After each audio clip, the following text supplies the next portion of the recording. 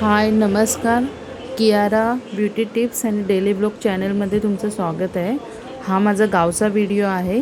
तर मी माझ्या ब्लॉगमध्ये मी तुम्हाला ब्युटी पार्लरचे व्हिडिओज, छोट्या छोट्या टिप्स, परत कधीतरी रेसिपीज किंवा गावाकडचे व्हिडिओ, माझे डेली ब्लॉग्स हे तुम्हाला दाखवणार आहे. तर मी आता गावी गेले होते, तर तिकडचा मी व्हिडिओ काढलेला आहे. तर तुम्ही बघू शकता. ही माझी जी समोर दिसते ती भाऊजं आहे.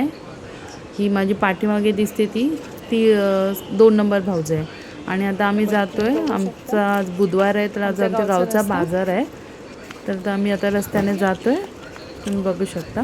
मी आणि माझी भाऊजं आणि ह्या माझ्या ब्लॉगमध्ये मी सगळ्यात पहिला व्हिडिओ टाकलेला आहे, तो आयब्रो कसा करायचा. तर मी जेव्हा मुंबईला जाईन तेव्हा मी नक्की पुढचे व्हिडिओज टाकेन. तोपर्यंत तुम्ही माझ्या चॅनलला सपोर्ट करा, लाईक करा आणि शेअर करा. आता आम्ही किती जण जातो ते दाखवते तुम्हाला. माझी मम्मी आहे, आत्या आहे, एक मोठी भाऊजं आहे, तिची मुलं, माझी मुलगी, माझ्या 2 नंबरच्या भावाचा मुलगा. अजून इकडच्या रस्त्याचं काम झालेलं नाही.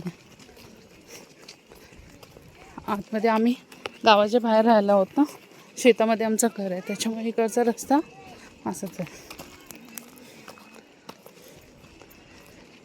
आता बघा, हे जे एक मंदिर दिसते ना, तिथे आमचं गाव, आमचं जुनं घर पहिलं गावामध्ये होतं. हे आतमध्ये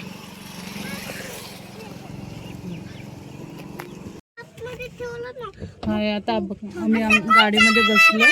इथे अशा गाड्या असतात बाजारात जायला. हाय, आता हे मी तुम्हाला माझ्या मम्मीची रेसिपी दाखवते गावाकडची. तिने साबुदाण्याच्या सालपापड्या बनवल्या आहेत.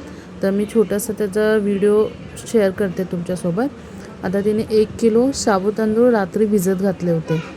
आणि आता हे बघा, आता ह्या टोपामध्ये तिने पाणी ठेवलं आहे, अर्धा टोप पाणी आहे. आणि त्याच्यामध्ये आता ती साबुदाणे वरतून टाकणार.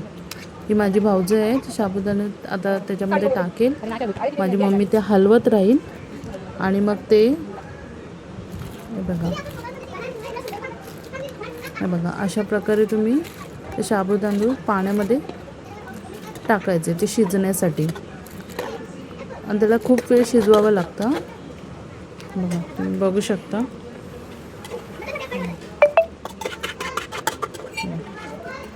आता हा व्हिडिओ एवढा बरोबर नाही आला आहे, कारण की हा माझा फर्स्ट व्हिडिओ आहे, त्याच्यामुळे एवढी काही कल्पना नव्हती कसा दिसेल काय. तर हळूहळू त्याच्यामध्ये थोडी सुधारणा होत जाईल व्हिडिओमध्ये. आता बघा, हे तुम्हाला दिसत असेल, ते साबुदाणे पाण्यामध्ये टाकून ते असंच हलवत राहायचे.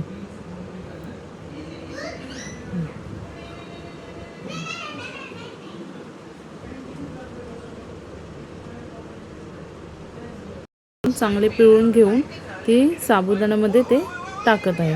आता इथे बघू शकता तुम्ही ती कशा प्रकारे टाकते. असा हा बटाट्याचा खीस साबुदाण्यामध्ये टाकणार आणि तो हलवत राहणार. बघा, तुम्ही बघू शकता तुम्ही ती कशी हलवती आहे. आणि हे ना नंतर शिजून येतं, ते थोडं घट्ट घट्ट होत जातं.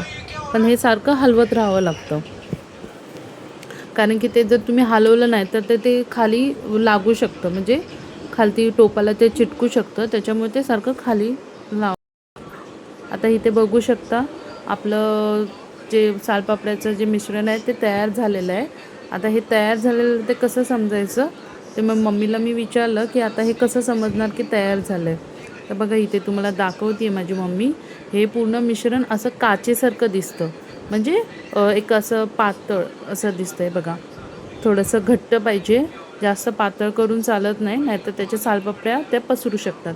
मग आता आम्ही टेरेसवरती जाणार. टेरेसवरती ह्या पळीने ह्या सालपापड्या छोट्या छोट्या छोट्या छोट्या घालणार. पण ते लगेच सुकतात, त्याला काही जास्त टाईम लागत नाही. पण 2 दिवस त्याला तुम्हाला उन्हामध्ये सुकवून ठेवावं लागेल.